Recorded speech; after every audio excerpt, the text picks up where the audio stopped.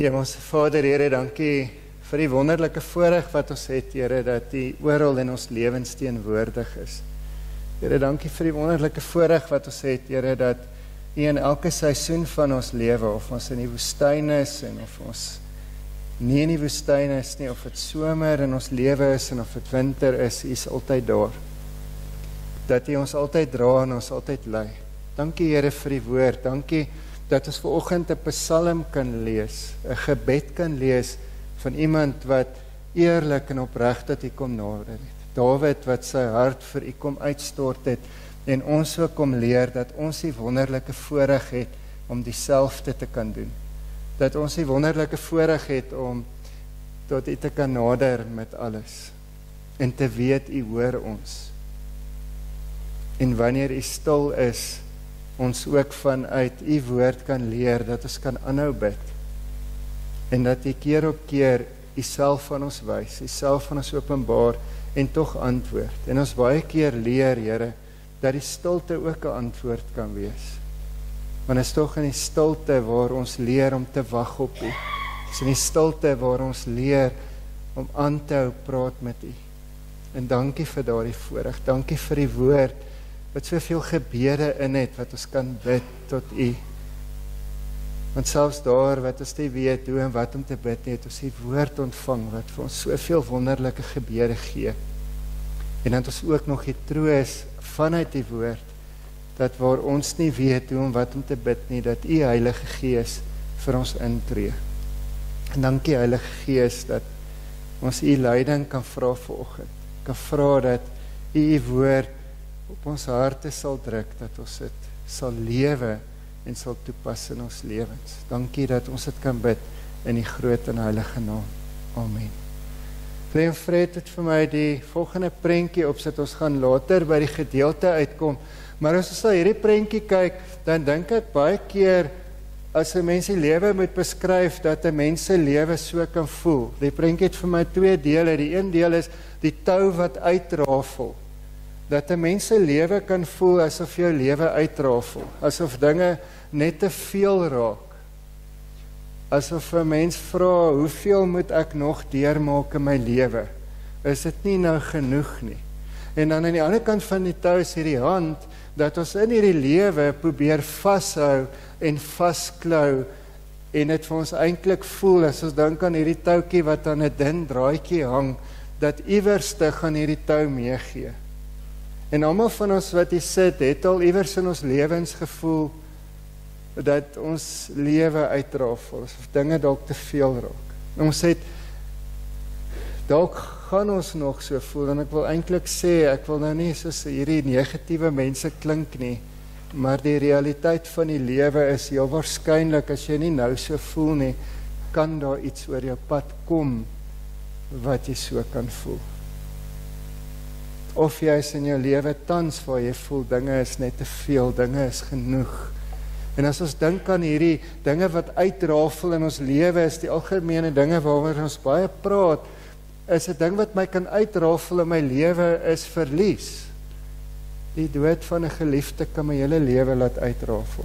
Stukkende verhoudings, mense wat vir my naby was en vir wie ek lief was, is nou vreemdelinge vir my. En hulle het my dalk afgeskryf. Of ek het weens omstandighede iemand afgeskryf. En ek dra hierdie seer en swaar in my hart, want ek voel verwerp, en ek voel stikkend, en ek voel seer. Siekte kan iets wees wat mense kan voel dat hulle uitrafel, wanneer jy jou gesondheid verloor, en 'n ou vir mens veral deur erge siekte gaan, en veral as 'n mens iemand moet versorg wat deur erge siekte gaan, mense naby ons, wat ons na hulle moet kyk, kan voel asof ons lewens uitrafel, en asof dinge te veel raak, moeilike omstandighede, ons weet die realiteit van die lewe is, mense verloor werk, die ekonomie druk, ons almal lees die koerante, ons weet wat aangaan, omstandighede kan voel asof ons lewens uitrafel. As ek so kyk na die jong mense, kan dit voel of jou lewe uitrafel, want jy word dalk geboelie by die skool.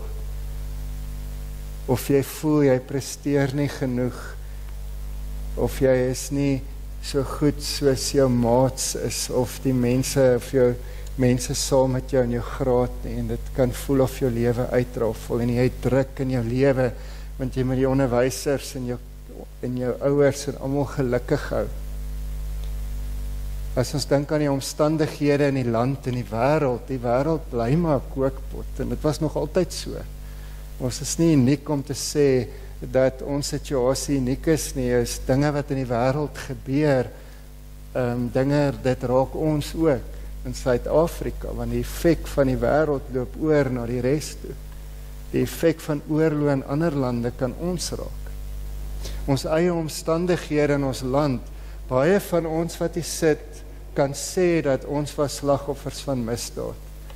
Baie van ons weet hoe dit voel om die lem van 'n mes te sien of die loop van 'n geweer. Was al aangehou in ons huise. En sulke omstandighede kan ons lewens laat uitrafel. En dit kan aangaan en aangaan, maar ons weet die realiteit is ons dinge wat ons raak in ons lewens. Van ons is eensaam en voel ons het nie mense wat vir ons omgee nie, ons voel alleen in dit waardeur ons gaan. En dit raak ons lewe, maar die ding is van, as ons na die volgende prentjie kyk, is dit baie keer hierdie omstandighede waarmee baie mense sukkel, is die feit dat hulle voel dat die Here nie in daardie omstandighede is nie. Is die feit dat hulle voel dat die Here ver van hulle af is. Baie mense sal sê, ek hoor alles wat julle sê, wat ons preek. Ek hoor die goeie nuus van Jesus wat vir ons aan die kruis gesterf het. Ek hoor dat hy vir my opgestaan het uit die dood. Ek hoor dat God vir my sorg, maar ek ervaar dit nie tans in my lewe nie.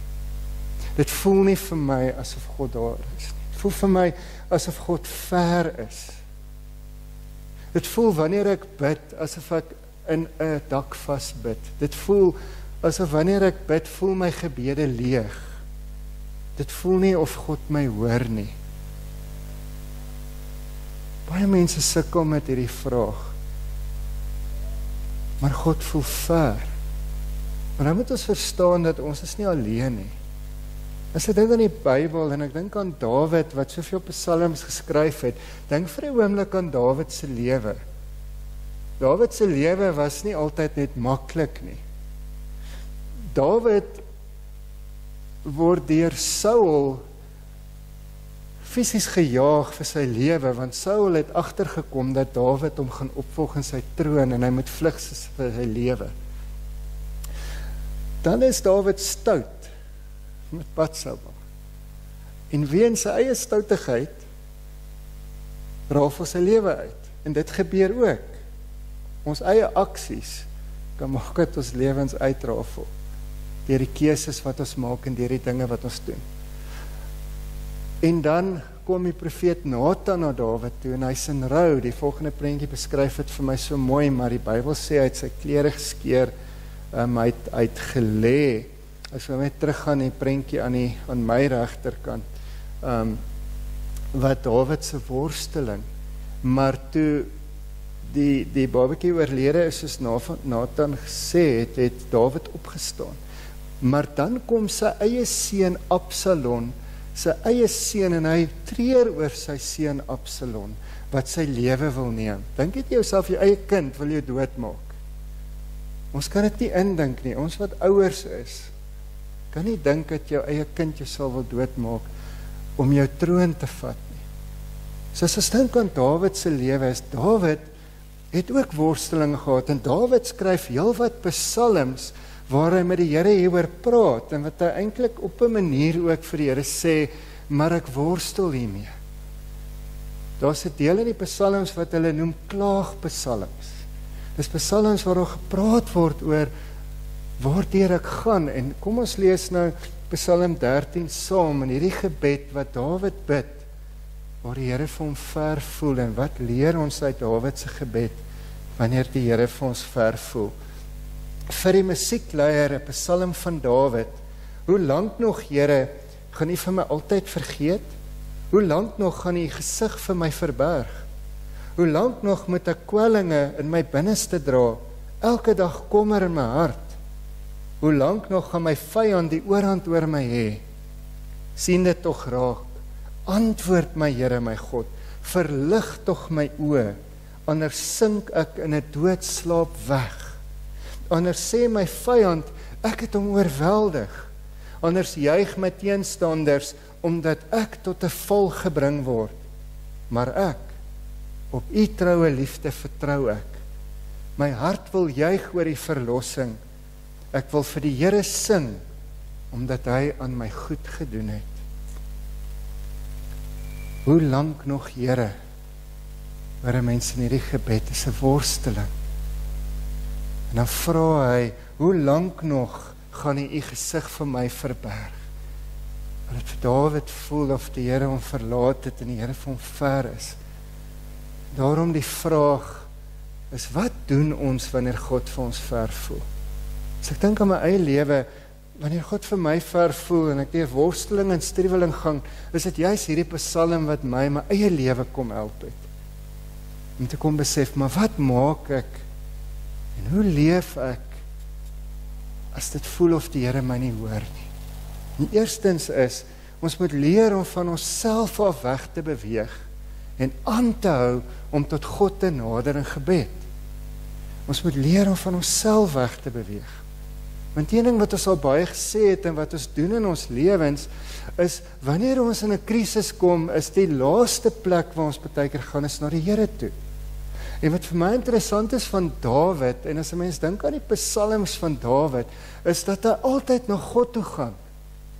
En dat hy in gebed tot God nader. Dawid probeer nie self hierdie dinge uitklaar nie, hoewel hy vir die Here vra, maar het hy nou van my vergeet dat ek alleen met my eie vermoë deur hierdie goed moet kom.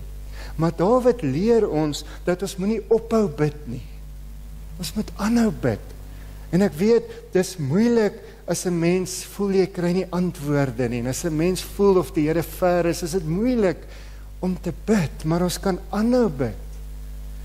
Want as ek reg deur die woord van die Here kyk, is die mense bly bid, bly nader, bly soek.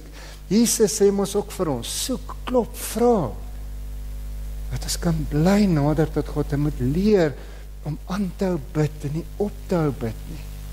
Ons het die storie al baie vertel, maar dit bly vir my die beste voorbeeld van aanhou bid. Augustine se ma het 30 jaar vir haar seun gebid om tot bekering te kom. 30 jaar. Wat eintlik maar min is. As 'n mens dink hoe vinnig die lewe gaan, maar 30 jaar het sy nie ophou bid, hoewel dit gelyk het of hierdie seun van haar nooit sy lewe sal omkeer en God hom verander nie, het sy aanhou bid. Dawid hou nie op bid nie. Dawid het vele ander psalms, soos Psalm 13, waar hy vir die Here vra, my vyande is te veel, maar kan hy my nie help nie? Hierdie dinge waardeur ek gaan is te veel, en dit bring ons by die volgende punt, is dat wanneer dit vir ons voel of God te ver is, moet ons leer om ons hart voor God uit te stort. Luister net weer vir 'n oomblik, hoe stort Dawid se hart vir die Here uit? Hy sê, hoe lank nog, Here? Hy sukkel, dit waardeur hy gaan nou nie op nie. Gaan u vir altyd, my vir altyd vergeet? Hoe lank nog gaan u gesig vir my verberg? Hoe lank moet ek kwellinge in my binneste dra, elke dag kommer in my hart? En hoe lank nog gaan my vyand die oorhand oor my hê? Sien dit tog raak, antwoord my Here my God, verlig tog my oë, anders sink ek in 'n doodslaap weg, anders sê my vyand, ek het hom oorweldig, anders juig my teenstanders, omdat ek tot 'n val gebring word. Dis 'n opregte gebed, dis 'n gebed wat na die Here toe kom.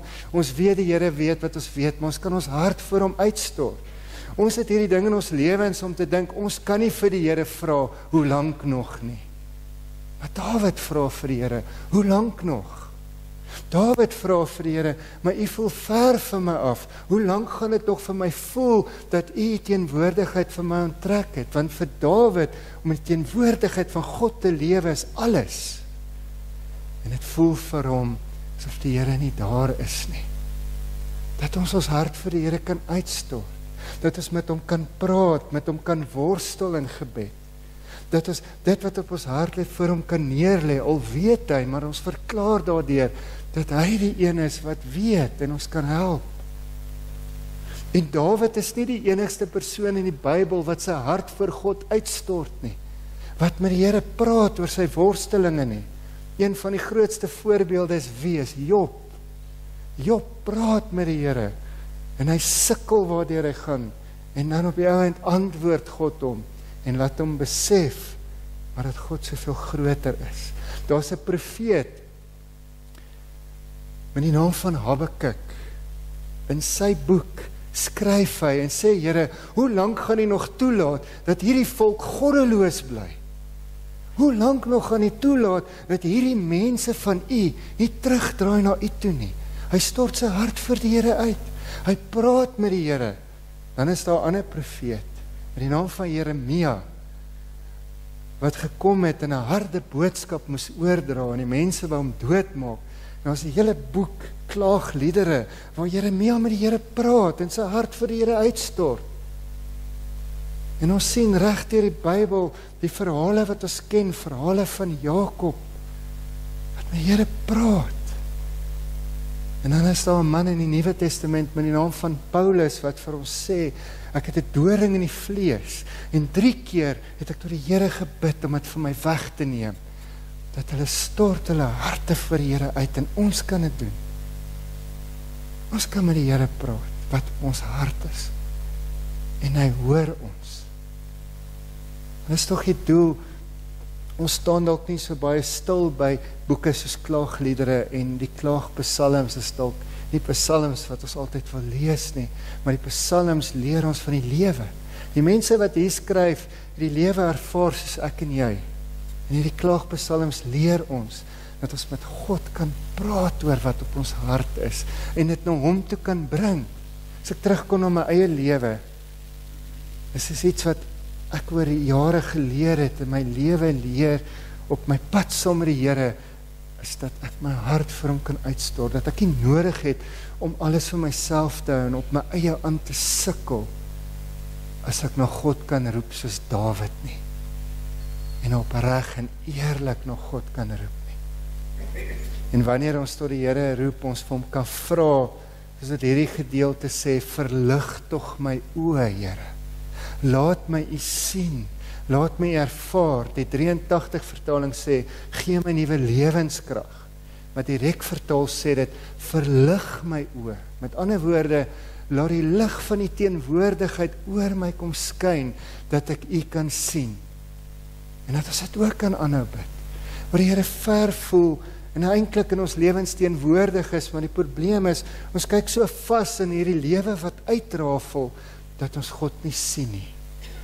En dat ons hom sal vra om ons oë te verlig, en vir ons die krag te gee, om deur hierdie omstandighede te gaan. Want een belangrike ding van Psalm 13 is Psalm 13 sê nie, dat die Here moeilike omstandighede net wegvat nie. Maar dit sê vir ons, dat hoewel ons in moeilike omstandighede is, en dit dalk nie altyd net dadelik weggaan nie, die Here ons help om hom raak te sien. Die Heilige Gees in ons help om sy hand in ons lewens te sien. Weereens, wanneer die Here vir my ver voel in my eie lewe, en ek regtig begin stil raak, dan kom ek agter, die Here is nie ver nie. Hy is nog heeltyd besig in my lewe. En soos ek gebid het, baie keer bly die Here stil, maar dis in die stilte, praat die Here ook met ons. En ek ervaar in my eie lewe, as die Here stil is, wil die Here vir my sê, wag en bly na my soek. Want dit leer ons afhanklikheid teenoor die Here. En hy gee vir ons die krag. En dit bring ons dan by die volgende punt, is hoe gemaak, wanneer die Here vir ons ver voel, is dat ons sal vashou aan die beloftes van die Here. Omstandighede verander, maar God se beloftes staan. God se beloftes het waar geword en sekerhede in ons lewens geword. En dis wat ek weer eens in my lewe self doen, as dit met my swaar gaan, nou onthou ek God se beloftes uit sy woord uit. Onthou ek wie God is en wat God doen. Onthou ek God se troue liefde. Onthou ek die evangelie waarby ons stil staan en leid, dat Jesus wat die pad van lyding gestap het. Ek weet nie wie van julle was laas Sondag in die kerk nie. Maar die Here het my hart geruk toe Pieter gepreek het. Toe Pieter 'n hele paar keer gesê het, maar Jesus het gekies om die pad van lyding vir jou en vir my te loop. Ek weet nie of julle dit gehoor het nie. Hy het 'n hele paar keer gesê. Ek maak notas, so ek gaan kyk hoeveel keer hy dit gesê het. Maar daai boodskap, elke keer as hy dit sê, is asof die Here my aan sy beloftes herinner. En herinner aan wie hy is en sy liefde vir my en sy troue liefde vir my. Elke keer wanneer ek hoor, Jesus het gekies, Jesus het sy laaste asem uitgeblaas, daai aksie van hy het gekies om te sterf. Nou hoor ek hierdie beloftes in my lewe en daaraan hou ek vas. Nie aan omstandighede wat wankel of aan leë beloftes nie, of van mense wat nie altyd betroubaar is nie, maar ek hou vas aan God wat betroubaar is. En ek hou vas aan die feit dat God uitkomste gee. Al lyk dit nie nou so nie, maar God gee. Maar ons probleem is, ons wil vashou aan die tydelike uitkomste van die lewe. Maar God het vir ons een groot uitkoms gegee. 'n Uitkoms wat alles verreweg oortref. Dis die ewige lewe. Paulus sê, die swaar kry in hierdie lewe gaan verby, maar dit loop vir ons uit op 'n heerlikheid wat alles verreweg oortref. En daaraan hou ek vas. Ek hou vas aan wie God is. En dit gee my die moed en krag. En laastens sal dit vir ons vreemd klink, veral as ons deur moeilike tye gaan, maar die laaste, wat maak ons wanneer God ver voel? Ons moet 'n lewe van lofprysing kweek. 'n Lewe van lof en eer teenoor God kweek. Julle kan al hierdie psalms gaan lees, die klaagpsalms, wat soos hierdie is, Psalm 3 en 4 is ook soortgelyk, is hulle almal eindig met dieselfde patroon. Hulle begin met 'n klag, maar hulle eindig met 'n loflied. Hulle begin met 'n besef, maar God bly God, en God is getrou. En God is in my lewe teenwoordig, en daaraan sal ek vashou. En daarom sluit hierdie psalm ook af, ek wil vir die Here sing, omdat hy my goed gedoen het. Die eerste lied wat ons vanoggend gesing het, ek wou hom gekies het, toe Terrell hom klaar gekies, so ek glo dis die Here wat geweet het, Terrell moet hom kies. Is, loof die Here, hy is goed, loof sy heilige naam. Dit moet wees hoe ons lewe moet wees. Dis hoe ons moet lewe. Ons moet 'n lewe van lof kweek, dat selfs in die storms kan ons God prys. Ek weet nie of jy al agtergekom het nie, maar dat in die Nuwe Testament is daar nie klaagliedere nie. Wat baie interessant is dat selfs te midde van hulle moeilikste tye loof hulle die Here. Ons almal ken die verhaal van Paulus en Silas. Terwyl hulle in die tronk sit, wat doen hulle? Kla hulle. Hulle loof die Here, hulle prys hom. Dink jy sit in die tronk en jy het waarskynlik 'n seer lyf, want jy is so gemartel en geslaan omdat jy in Jesus glo, en met hierdie seer lyf loof jy jou redder en jou verlosser. En dit vir ons leer, in die storms kan ons Here loof. Die vraag is, hoe kweek ons 'n lewe van lofprysing? Het gaan oor 'n lewe van dankbaarheid. Iemand het by die vroue Bybelstudie of by Ontdek die Woord gesê, is dat wanneer hulle deur 'n moeilike tyd gaan, of dit was dalk in 'n ander gesprek, ek kan nie onthou nie, maar ek onthou die gesprek, is dat wanneer hulle voel of die Here ver is of deur 'n moeilike tyd gaan, skryf hulle neer vir alles waarvoor hulle dankbaar is en kan wees. En dan sien hulle raak hoe God in hulle lewe werk. 'n Lewe van lofprysing is om stil te raak, selfs wanneer ek siek is, selfs wanneer ek verlies ervaar, selfs wanneer my lewe voel of wil uitrafel, is daar altyd iets waarvoor ek dankbaar kan wees. Is daar altyd iets waarteenoor ek God kan dankie sê.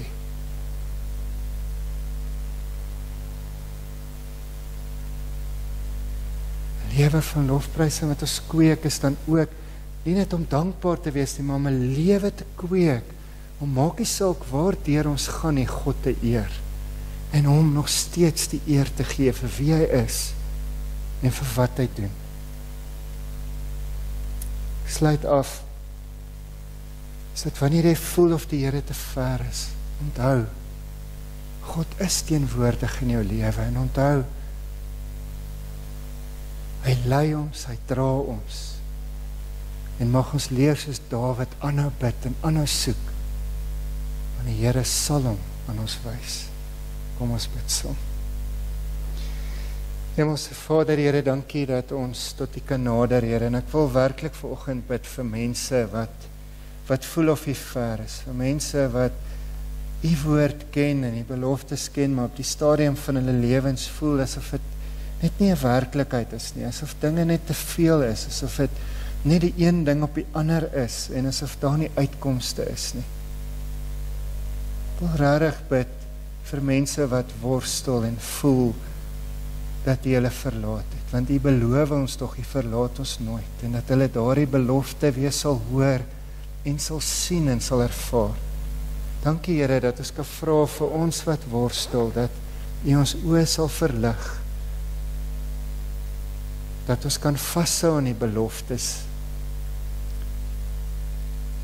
dat U ons kom leer dat niks, maar niks ons uit U hand kan ruk nie, en dat ons in U hand kan wees, dat U ons omvou met U magtige teenwoordigheid, en dat ons vanuit U teenwoordigheid kan leef.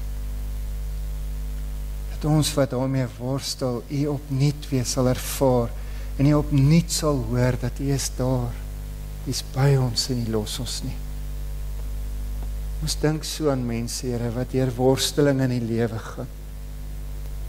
Mense wat ook worstel met siekte, mense wat ook worstel met depressie, met hartseer, met verlies. Mense wat worstel oor stukkende verhoudings wat nie reggemaak word nie. Dat U hulle sal omvou en dat hulle U genade sal ervaar. En dat ons in ons worstelinge sal hoor wat U vir Paulus gesê het, toe hy 3 keer tot U gebid het, my genade is vir jou genoeg. En dat ons in daardie genade kan bly vashou, en dat ons die wonderlike belofte kan hoor, dat selfs wanneer ons swak is ons sterk, want U Here werk in ons, en U is by ons, en U dra ons, en U los ons nie. Dankie Here dat ons dit in U naam, in die naam van Jesus ons Here en Verlosser kan bid. Amen.